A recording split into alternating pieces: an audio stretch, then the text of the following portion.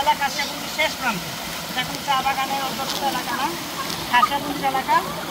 আর ঝর্ণাটি আসতে গেলে অনেক দুর্গম পাহাড়ি পথ পাড়ি দিতে হবে। এখানে ভাল্লুকের বসবাস রয়েছে, অজস্র সাপ রয়েছে, বিষাক্ত সাপ রয়েছে।